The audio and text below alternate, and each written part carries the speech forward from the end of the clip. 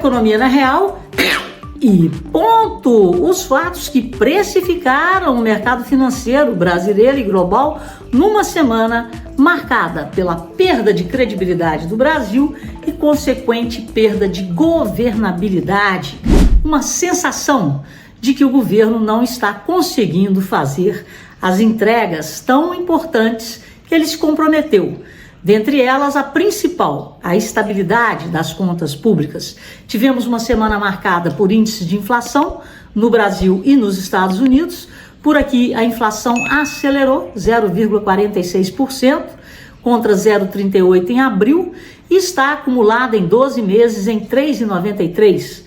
No ano de 2024, temos uma inflação aí de 2,57%. E o que aconteceu? Dos 9 grupos pesquisados pelo IBGE, 8 apresentaram alta de preços. O que mais se destacou foi saúde e cuidados pessoais, por causa da alta dos planos de saúde.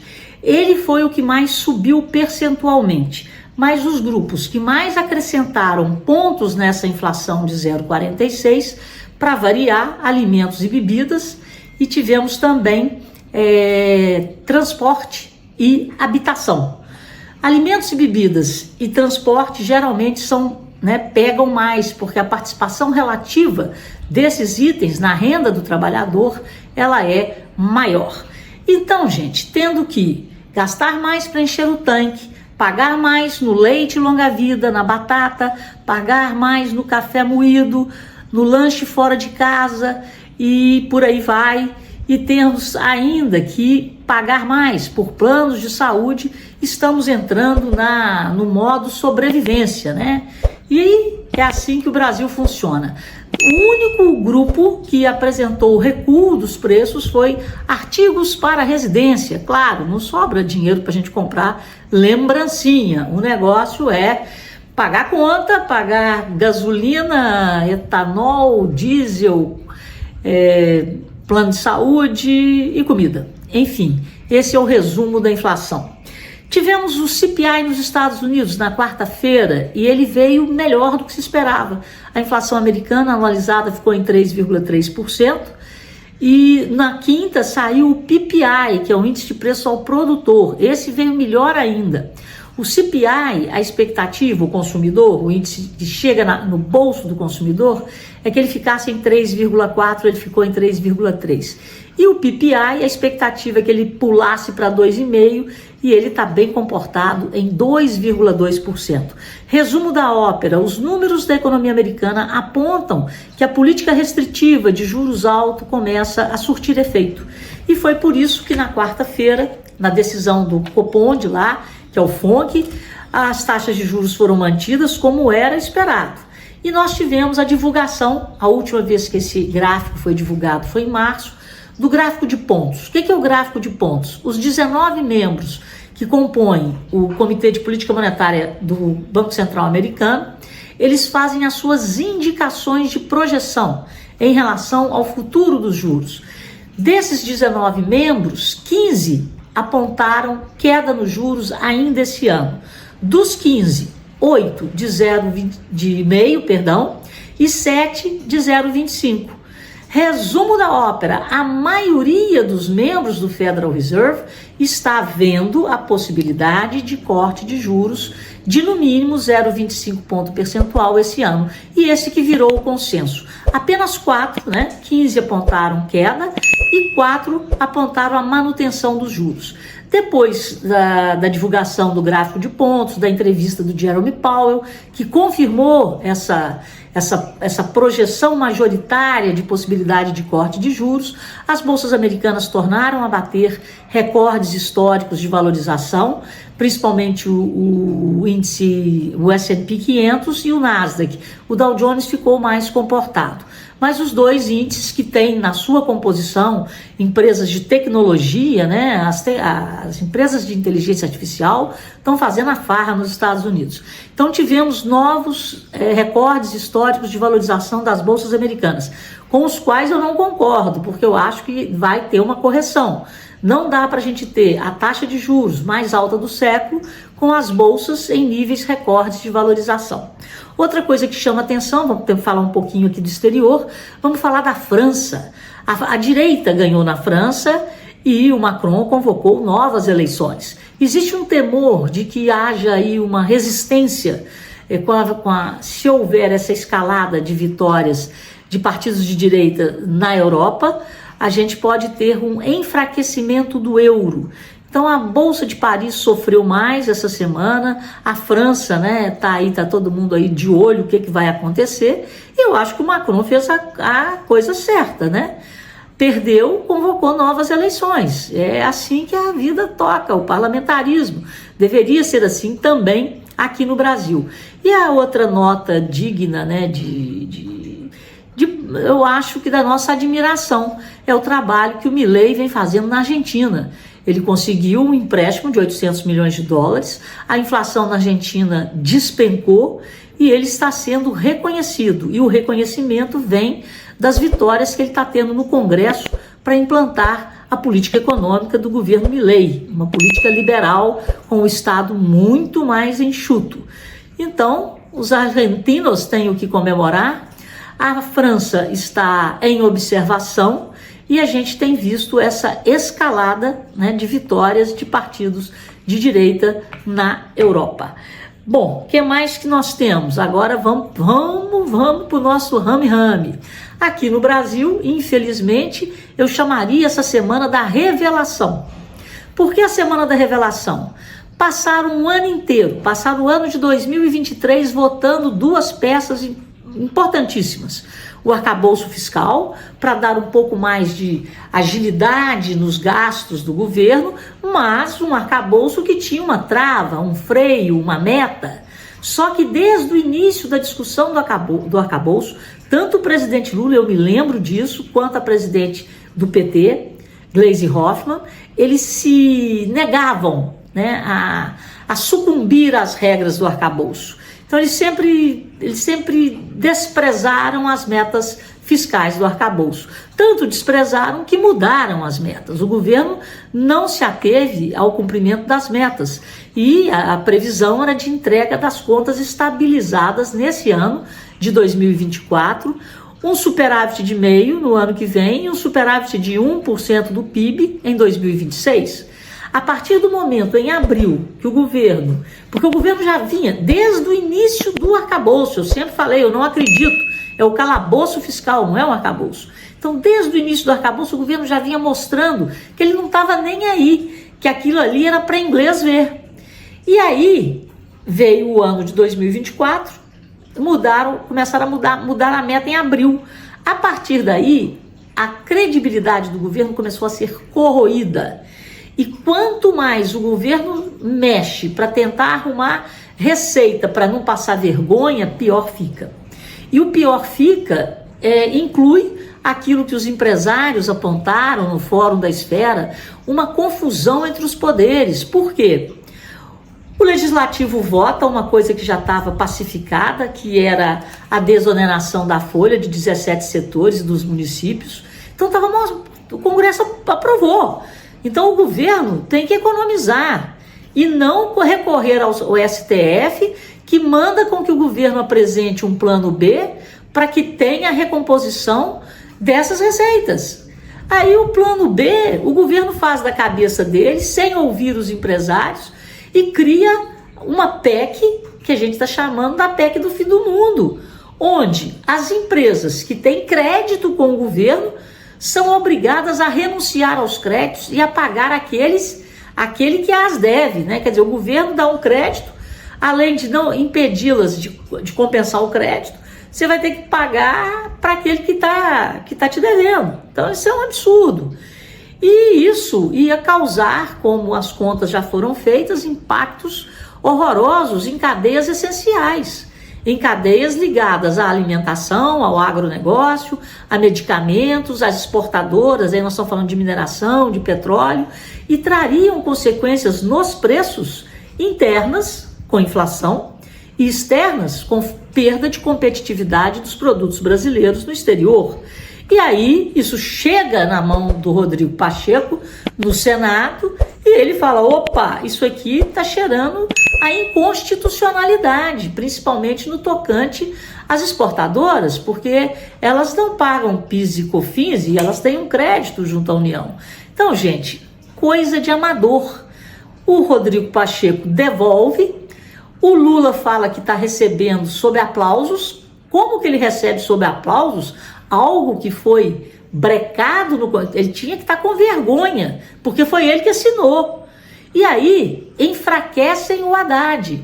E o Haddad fica igual bobo, correndo sozinho atrás de dinheiro. A Tebet vai lá na comissão orçamentária do Senado na quinta-feira e acaba de fazer o serviço, colocando claro para todo mundo que não dá para zerar a conta. E vira aquele, um imbróglio. E o Brasil é precificado pela má gestão, pela falta de gestão, pela falta de diálogo, pela falta de compreensão de administração de um país.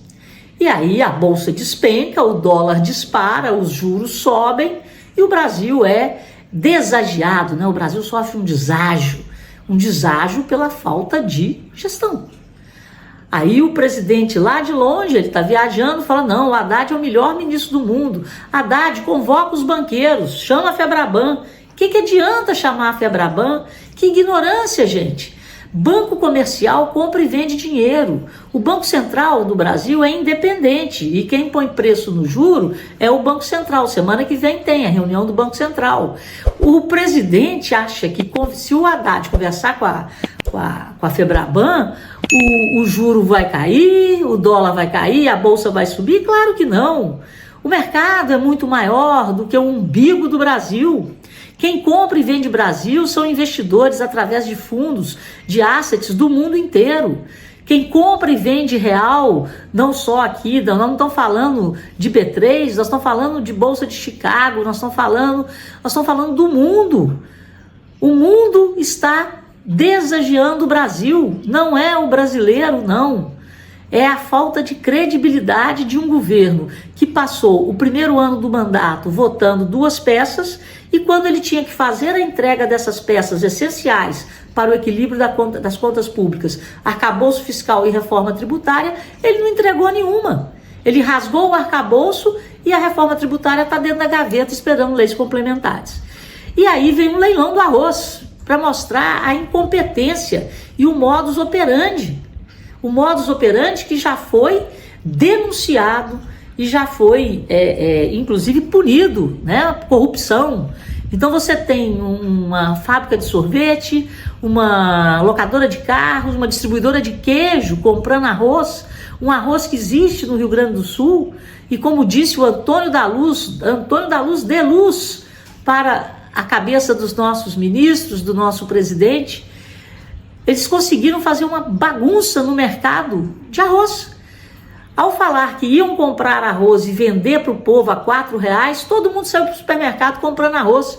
E o preço no mercado interno subiu. Quem especulou foi o governo, que de uma forma atabalhoada, antes de conversar com os produtores e de achar um plano B para escoar a produção que já tinha sido colhida, ele sai falando que ele vai vender arroz a R$4 o quilo.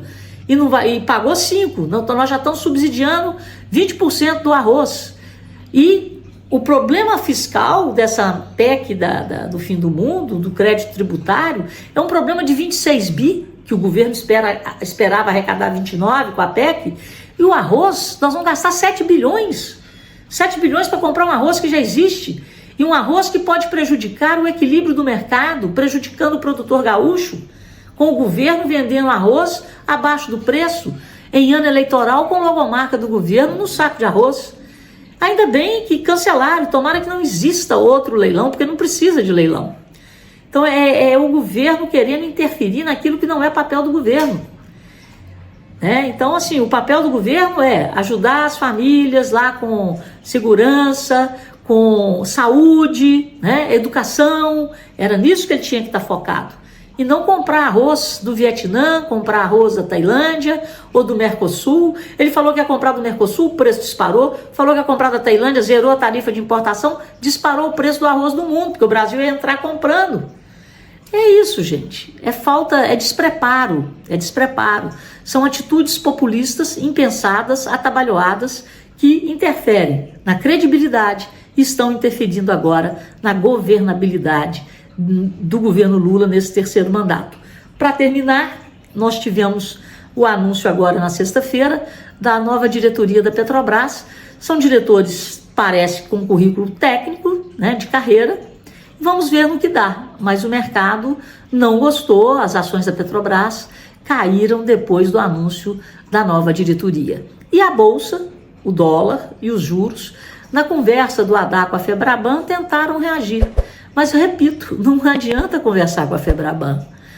O mercado é muito maior do que o umbigo e a cegueira de Brasília.